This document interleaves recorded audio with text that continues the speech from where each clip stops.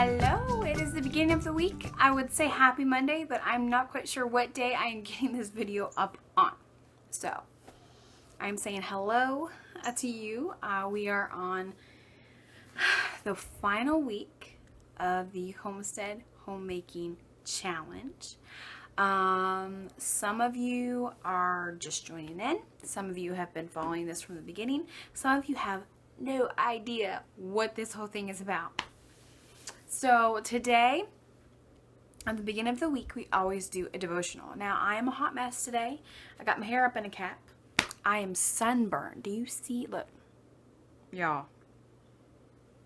It's bad. I am sunburned so bad. It hurts. I did not feel well yesterday from this sunburn.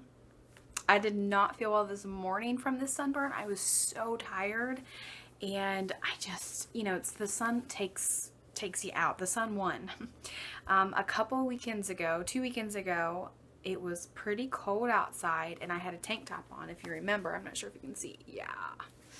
This side's worse, I think. I don't know. Anyhow, I was outside doing this walkway, which I'll link up here, and I got burnt to a crisp on my shoulders and my chest. And my face got a little bit burnt, but not that much, which kind of surprised me. This weekend, my sister and I went to the Families Learning Together event at Turtle Island Preserve. You hear my UPS man here. Yeah.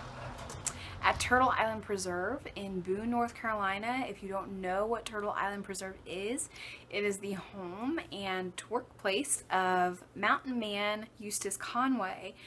Eustace Conway is one of the mountain men featured in the TV series Mountain Men, along with some other great and fabulous men on there. So we went to the event down there to rep Homesteaders of America. I don't have my Homesteaders of America shirt on today. I've been cleaning all day, and Be Inspiring shirt motivates me to clean for some reason. No, it's really just my cleaning shirt.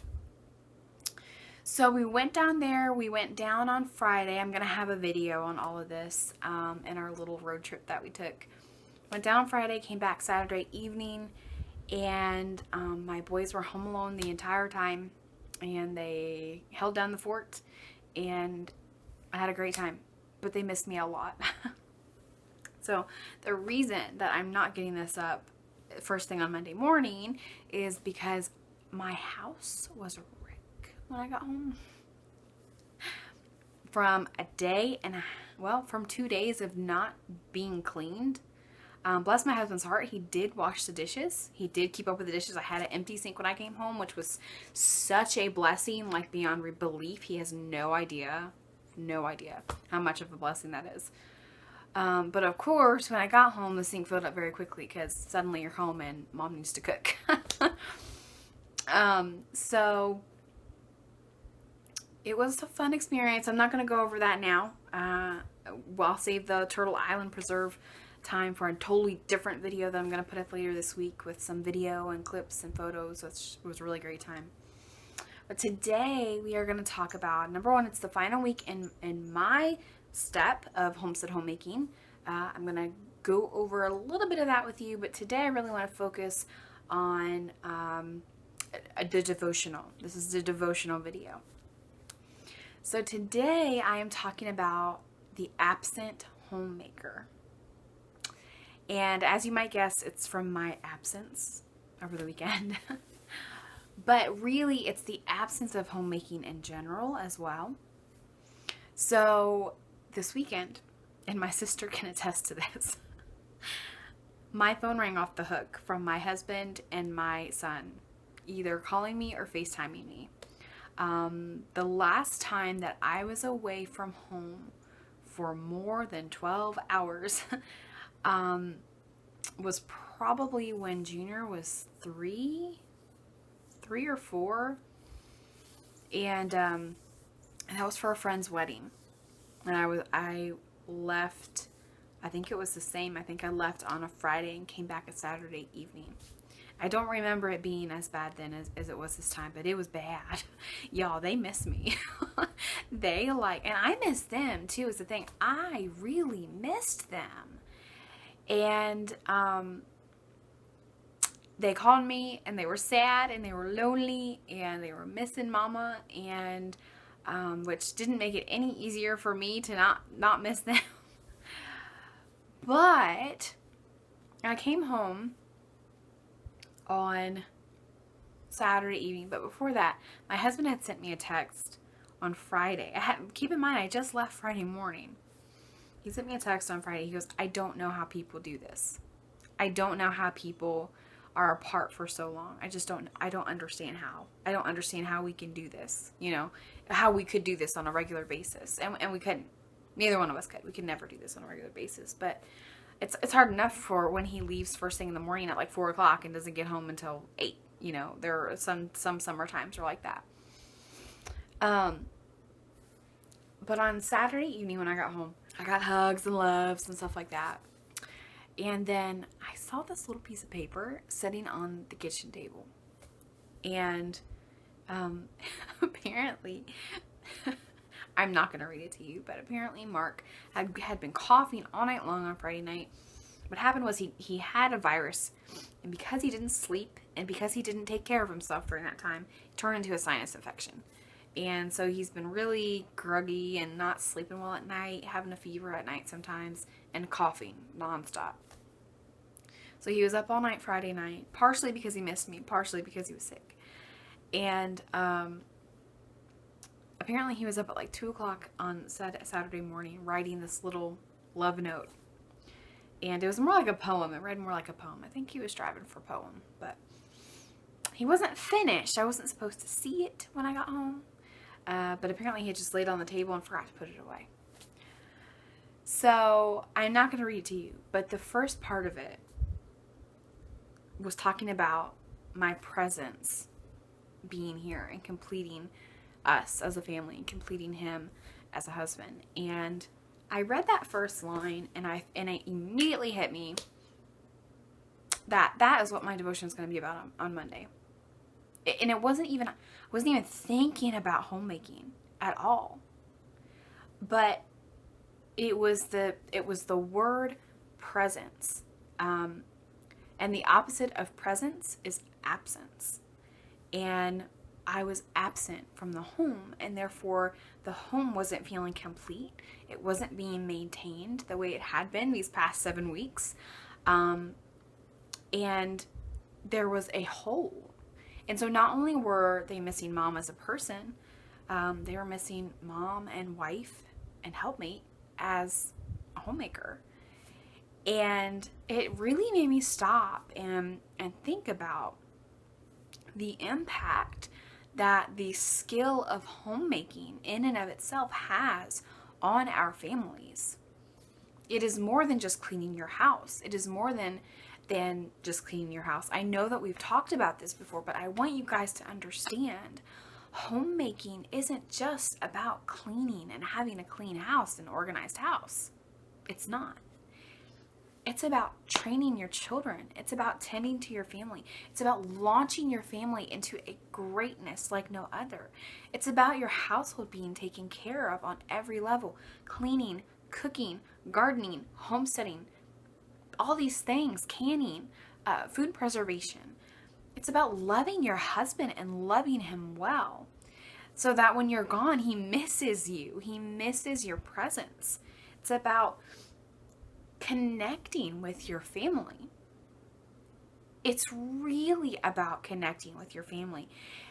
And I think if nothing else came from this trip, that is what I got.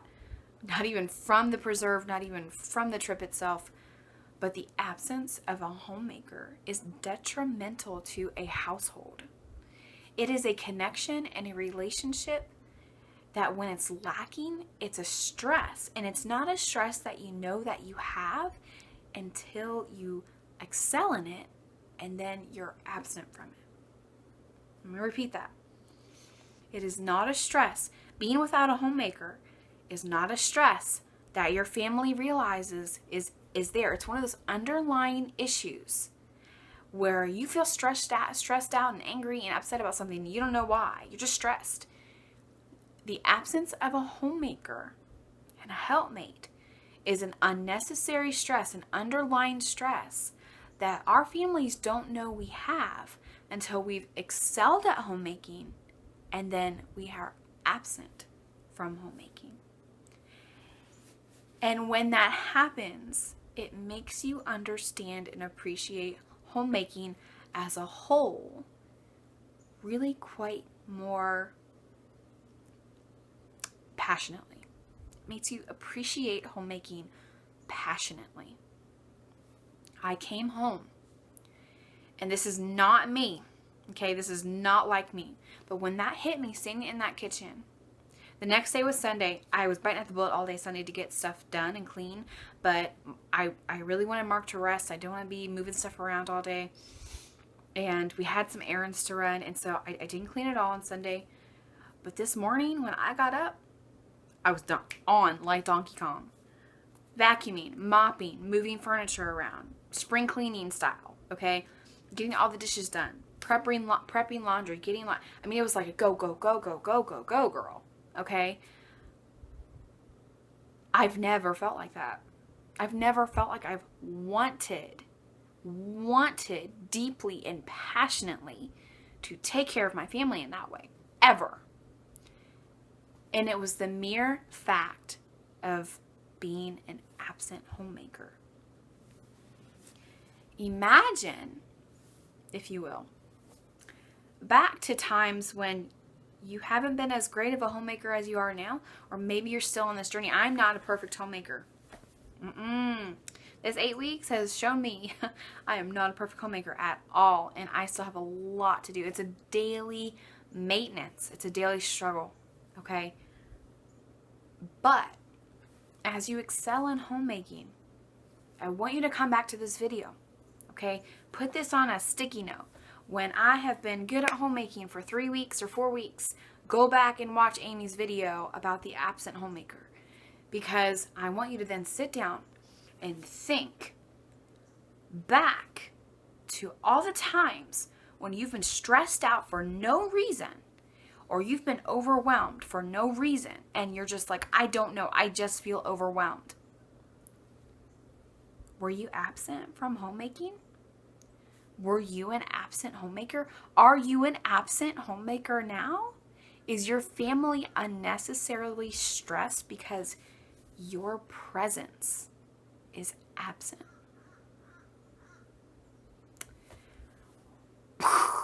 Like, twist the knife. I mean, it was, when I read that line, and husbands, if there are any husbands at all watching this video, which I really doubt there are, but if there are, what a blessing it is to have a husband who expresses himself with words in that way and tells you your presence completes our family. I cannot tell you that I would have come to this realization without my husband writing that down on a piece of paper and me very off the whim finding it. I don't know. It was just that word spoke to my heart, and I just knew I had to share it with you. And so, you know, as you begin this journey, as you're on this journey, as you're just in the maintenance part of this journey, maybe you're excelling at homemaking, and you're just at the maintenance stage where you're wanting to learn new skills to add on to homemaking. I encourage you to look back at the absence of your homemaking, look at the growing portion of your homemaking, and now look at you excelling at your homemaking. And if suddenly you were to be absent, that same exact experience for them is exactly how they feel or how they felt before your homemaking journey. And that, in and of itself, it's those underlying lifestyle commandments that, you know, God clearly established an order for a reason. I'm not, you know, guys, and during this series, I'm not telling you that your husband gets to be lazy. I'm not telling you that. I'm not telling you that your kids get to be slobs and they don't have to pick up after themselves. I'm never going to tell you that.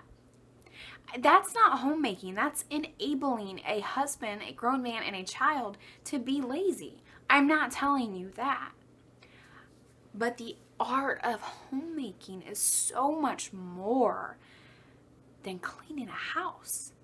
It's child training. It's loving your husband. It's being a helpmate to your husband. It is connecting with your family. It is a full circle connection. You are the final link to your family circle that connects it all, and it just keeps flowing. When you are taken out of that connection, when your homemaking is absent, it just goes like this. Imagine the traffic that gets stuck in something that goes like this and not like this. You see? So that's my devotion to you today. I don't have any scripture for you. Maybe it's more of a motivational speech, but I still think it's all still rooted in Proverbs 31. The Proverbs 31 woman was a noble woman of character. But this isn't even about character. This is about connecting with your family. Really having a relationship and a connection with your family through homemaking. You are the vital part. You're the heartbeat. You're the thing that keeps pumping this around. And when you're absent,